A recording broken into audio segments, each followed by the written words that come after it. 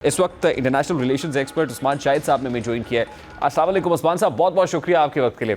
उस्मान साहब, ये यूक्रेन ने जो फ्रंट ओपन किया और ज़ाहिर है हैरत में डाल दिया बहुत सारे ममालिक को, इवन रशिया इंक्लूडिंग रशिया, कि जितना बड़ा और मैसिव लेवल के ऊपर नुकसान पहुंचाया इस अटैक से, जो अपनी नौयत का एक मुनफरिद वाक़या था।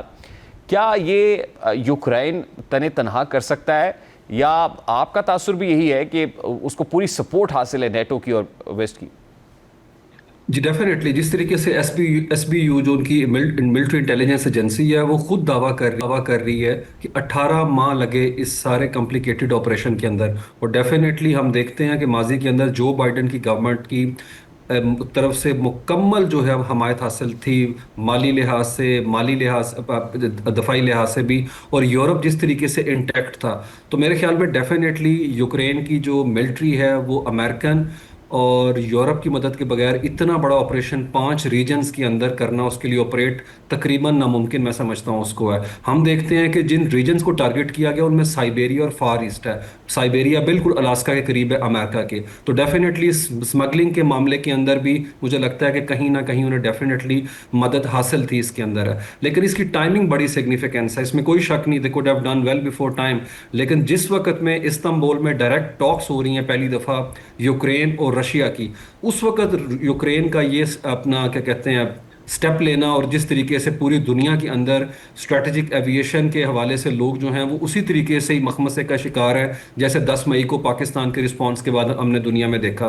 तो मेरे ख्याल में ये इंटरनेशनल परसेप्शन जो थी कि यूक्रेन अपना बोझ या अपने मामलात को उस तरह मैनेज नहीं कर सकता, और रशिया जो है वो मास्टर स्ट्रेटजिस्ट है, सारी वॉर को कार्व आउट वो खुद कर रहे हैं, तो वो मजीद इसको जो है आगे लेके डोनाल्ड ट्रंप चलना नहीं चाहता था। तो मेरे ख्याल में कईफ ने एक मैसेज भेजा है अमेरिका को कि आप हमें इतना कमजोर ना समझें। और यूरोप, क्योंकि हम देखते हैं यूरोप किसी सूरत में डोनाल्ड ट्रंप के साथ जो है उस तरीके से मेंटली सिंक्रोनाइज नहीं करता कि पुतिन को किसी तरह से सेफ पैसेज दिया जाए। इसमें कोई शक नहीं, ये पुतिन ने अनजस्ट वॉर जो लॉन्च की है, इसके पीछे यूरोप की 3 दहाइयों पर मुश्तमिल वो ब्लंडर है जिसकी कोई जवाज, कोई गुंजाइश नहीं बनती थी। जब 91 के अंदर सोवियत यूनियन की डिसइंटीग्रेशन हुई थी तो नेटो को रखने का कोई जवाज नहीं था, क्योंकि वारसा पैक्ट खत्म हो चुका हुआ था। लेकिन जिस तरीके से ओवर द टाइम तकरीबन तमाम कंट्रीज को उन्होंने नेटो में शामिल किया और ईस्ट वर्ल्ड की तरफ एक्सपेंशन स्टार्ट कर दी, तो हमेशा रशिया इसको बफर जोन के तौर पर देखता है यूक्रेन को, क्योंकि ये वही एरिया है जहां से वहां अटैक हुआ था सेकेंड वर्ल्ड वॉर के अंदर। नाथसीज ने अटैक किया था, उसके अलावा नेपोलियन ने अटैक किया था। रशिया तीनों तरफ से पहाड़ों में गिरा हुआ कंट्री है, सिर्फ एक साइड उसकी जो है वो बड़ी अपना हम देखते हैं कंप्रोमाइज है। अच्छा उस्मान साहब, जैसे आपने फरमाया कि वक्त बड़ा इंपॉर्टेंट है, एक तरफ इस्तांबुल के अंदर बैठक लगी हुई है, दूसरी तरफ यूक्रेन ने एक ये फ्रंट ओपन कर लिया है, बड़ा इंपॉर्टेंट, मतलब इसमें क्या मैसेजिंग क्या है, क्या मैसेज देने की कोशिश की गई है ये करके? जी जी, इसमें सबसे बड़ा मैसेज तो ये है कि अगर आप हमें असले की सप्लाई मुसलसल उसी तरीके से जारी रखेंगे जिस तरीके से पिछले 3 साल में 22 फरवरी के बाद से है, तो हम इस वॉर के अंदर पुतिन को पुश कर सकते हैं। हम देखते हैं कि पुतिन ने स्प्रिंग के अंदर जिस तरीके से ऑफेंस लॉन्च किया है, उसके अंदर जो इंटरनेशनल रिपोर्ट आई है institute for studies of war की, मई के महीने में तकरीबन पुतिन ने 509 किलोमीटर का जो मुरब्बा किलोमीटर का एरिया जो है उसे कन्फस्केट किया उसने। और पिछले महीनों की निस्बत ये तादाद बहुत ज़्यादा बढ़ रही है। इसका मतलब है कि वो पेशकदमी भी साथ साथ कर रहे हैं और साथ साथ मुज़ाकरात भी कर रहे हैं। पुतिन अपने टर्म्स पे लेके आना चाहते हैं कैफ को।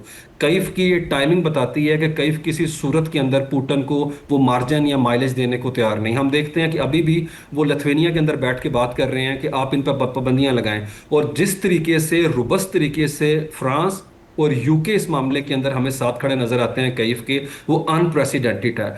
अभी पिछले हफ्ते फ्रांस ने और यूके ने पाबंदियां लगा दी उस शैडो फ्लीट के ऊपर कि ये छुप के भी पेट्रोल ना बेच सकें। और डोनाल्ड ट्रंप के टैरिफ रजीम इंपोज करने के बाद जो ऑयल प्राइसेस नीचे आई हैं, उससे बड़ा डेंट पड़ा रशिया की इकोनॉमी को है।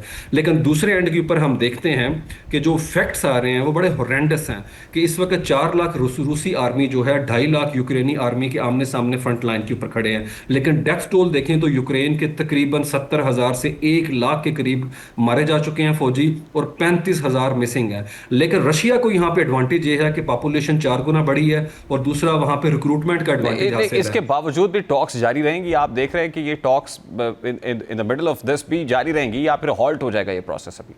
नहीं, मैं ये सबसे इंटरेस्टिंग पॉइंट यहाँ पे ये भी है कि इस सारे हमले के बावजूद दोनों जो अपना फरीक थे उन्होंने टॉक्स को सस्पेंड नहीं किया। और अभी जब हम ये बात कर रहे हैं तो इंटरनेशनल प्रेस बता रहा है कि तकरीबन 2 घंटे पहले रशिया ने एक ऑफेंस लॉन्च किया जिसके अंदर अभी तक 10 लोग उनके मारे जा चुके जी जी। हैं यूक्रेन के, और एरियल बम्बार्डमेंट हो रही है वहां पे तेजी से। ऑफ कोर्स एक उसका जो एग्रेशन है वो तो हमें अंदाजा था कि इस हमले के बाद अनलीश होगा। तो मेरे ख्याल में ऐसे माहौल में टॉक्स होना जो है फ्यूटाइल एक्सरसाइज है। लेकिन वो डोनाल्ड ट्रंप को ये मैसेज देना चाहता है कईफ कि हम तो बैठे हुए हैं यहाँ के ऊपर है, रशिया क्या कर रहा है। तो इसमें हमें देखना पड़ेगा जो यूरोप है वो एक्सप्लॉइट कर रहा है सारी सिचुएशन को, वो यूक्रेन को आगे खड़ा कर रहा है और इसे बफर जोन ही कंसिडर करना चाहता है। जबकि पीछे वो क्या कर रहे हैं, पीछे अपना जो स्पेंडिंग है वो बढ़ा रहे हैं उसके ऊपर, क्योंकि स्टॉक पाइल इतना ज्यादा नहीं है। 75,000 टोटल आर्मी है यूके की, जबकि हमारी पुलिस यहाँ पे 90,000 से ज्यादा है। तो मेरे ख्याल में उन्हें लग रहा है कि अगर इस मूवमेंट को हमने डाइल्यूट कर दिया और कंप्रोमाइजिंग सिचुएशन में आ गए तो पुतिन डिक्टेट करेगा, बुली करेगा आने वाले वक्त के अंदर ही। इसीलिए हम देखते हैं बड़ा स्टर्न स्टांस लिया उसने, कास्ट टाइमर ने भी और वहां पे इमैनुअल मैक्रोन ने भी। वो नहीं चाहते कि यहाँ के ऊपर सीज फायर हो, जो हमें अंदाजा है। और अब वो कोशिश कर रहे हैं अगर सीज फायर हो भी तो नेटो के ट्रूप्स वहां पे डिप्लॉय किए जाएं। लेकिन पुतिन ने परसों ही कहा है अगर नेटो के ट्रूप्स यहाँ पे डिप्लॉय होते हैं तो वो लेजिटिमेट टारगेट होगा और हमारी आर्मी उन्हें हिट करेगी। सिचुएशन इंतहाई खराब होती जा रही है यूरोप के अंदर, और मेरे ख्याल में आने वाले वक्त के अंदर Donald Trump seems to be quite oblivious. वो सिर्फ स्टेटमेंट की हद तक अपना उनका रोल अभी रहा है। हमने देखा 2 वीक पहले कि पुतिन जो है नट्स हो गया, वो कुछ कर नहीं रहा उस तरह से जिस तरह मैं चाहता था।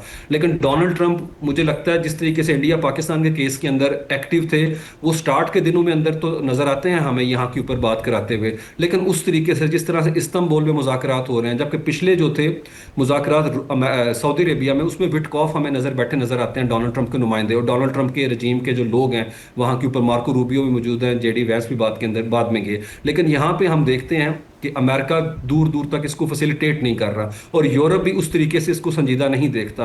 और कई खुद अभी एक दिन पहले की स्टेटमेंट है ज़ेलेंस्की की कि मैं किसी सूरत में इसकी टर्म्स के ऊपर जो है मामलात को आगे लेके नहीं जाऊंगा। तो मुझे लगता है कि वॉर के अंदर जितने इस वक्त फरीक हैं कोई भी संजीदा नहीं है सीज फायर में, क्योंकि हर कोई अपनी टर्म से बात को आगे लेके जाना चाहता है। लेकिन पुतिन नो डाउट जो सूरत हाल पुतिन के लिए है, पुतिन के हवाले से जॉन मीर शेमर कहते हैं कि पुतिन न्यूक्लियर जोन को अनफोल्ड कर सकते हैं अगर उन्हें किसी लम्हे भी ये फील हुआ कि वॉर के अंदर उनकी सिचुएशन जो है कंप्रोमाइज्ड हो रही है। तो फिर तो मेजर स्टेक होल्डर्स को इंटरवीन करना पड़ेगा ना sir. What role Donald Trump has to play now, जो वॉर नहीं बल्कि ट्रेड की बात करते हैं। फिर हमने देखा था उनकी मुलाकात भी हुई यूक्रेनी वज़ीर-ए-आज़म, और फिर वो बुली भी कर रहे थे इस दौरान ही। तो अब what role he has to play now?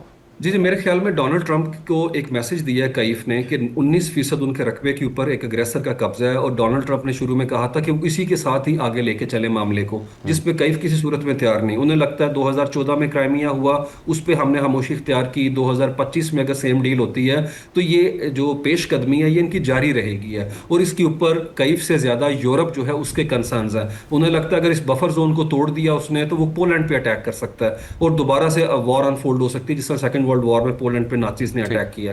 मेरे ख्याल में पुतिन के नो डाउट हाथ में इस वक्त बहुत कुछ है, लेकिन पुतिन माइलेज लिए बगैर इस मामले को मुझे लगता है डाइल्यूट नहीं करेंगे, क्योंकि जिस तरह से डोनाल्ड ट्रंप ने उन्हें सेफ पैसेज दिया था, फेस सेविंग दी थी पिछले चंद महीने में, उनके पास बड़ी गुंजाइश थी कि वो उस मामले के अंदर नेगोशिएटिंग टेबल के ऊपर आ जाते। लेकिन जिस तरीके से एक अग्रेशन हमने देखा पुतिन की तरफ से, जिस तरीके से मिसाइल स्ट्राइक्स हुई हैं और जिस तरीके से अभी रिस्पॉन्स आया है, मुझे लगता है सिचुएशन ऑल टुगेदर चेंज हो चुकी हुई है। अब कई जी जी I have to take a very quick short break है। उस्मान शाह साहब, बहुत बहुत शुक्रिया आपके